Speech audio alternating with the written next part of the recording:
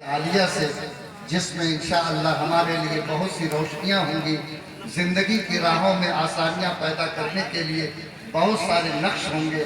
اللہ ہمیں اس خطاب سے بھرپور فائدہ اٹھانے کی توفیق عطا فرمائے۔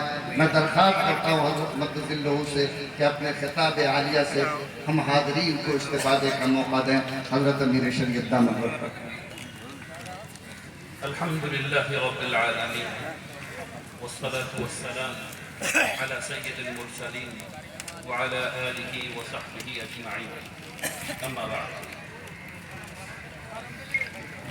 علماء کرام، معزز حاضرین، السلام علیکم ورحمۃ اللہ وبرکاتہ۔ اللہ سبحانہ وتعالی کا فضل ہے، اللہ کا احسان ہے، اس کا شکر ہے کہ آج ہم لوگ اللہ سبحانہ وتعالی کے نظام کے قیام کی نسبت سے یہاں بیٹھے ہیں اور اس سلسلے میں ہم لوگ گفتگو کر رہے ہیں۔ سبحان اللہ و بحمدہ، سبحان اللہ العظیم۔ اللہ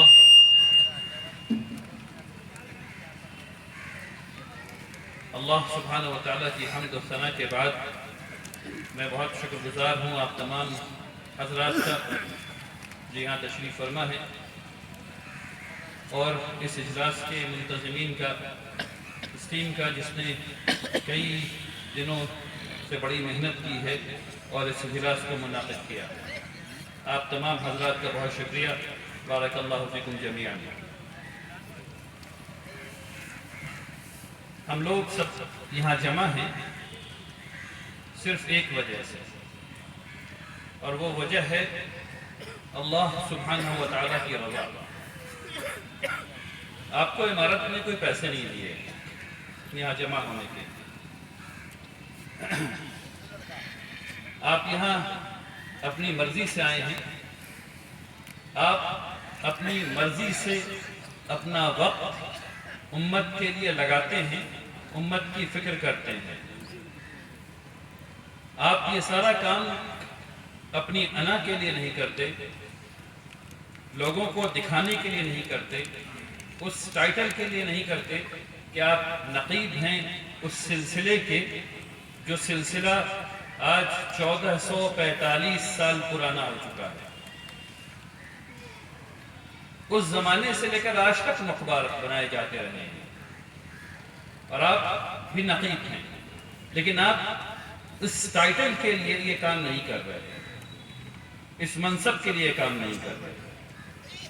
آپ یہ کام اس لیے کر رہے ہیں کیونکہ آپ کو خوب پتہ ہے کہ دوسری طرف صحیح جگہ اٹھنا ہے، غلط جگہ نہیں اٹھنا۔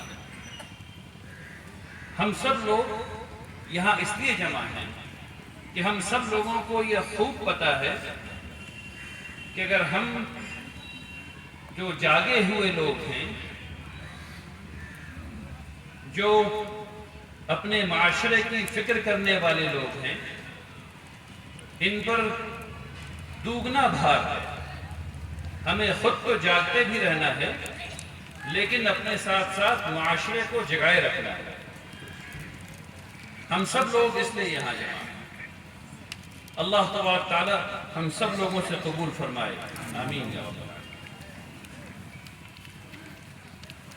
مفتی صاحب نے اور مجھ سے پہلے بہت سے لوگوں نے آپ کو یہ بتایا کہ ذمہ داریاں آپ کی کیا ہیں،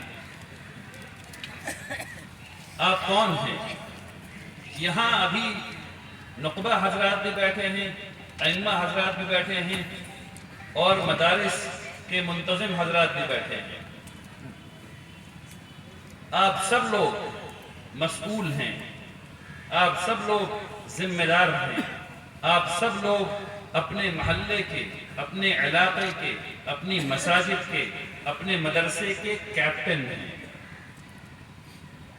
آپ یہ طے کرتے ہیں کہ اس کشتی کو کیسے چلانا ہے، کدھر موڑنا ہے۔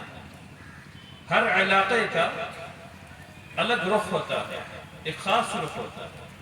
ہر علاقے میں خاص اچھائیاں ہوتی ہیں، ہر علاقے میں کچھ پیکیولر اس علاقے کے اعتبار سے کچھ خرابیاں بھی ہوتی ہیں۔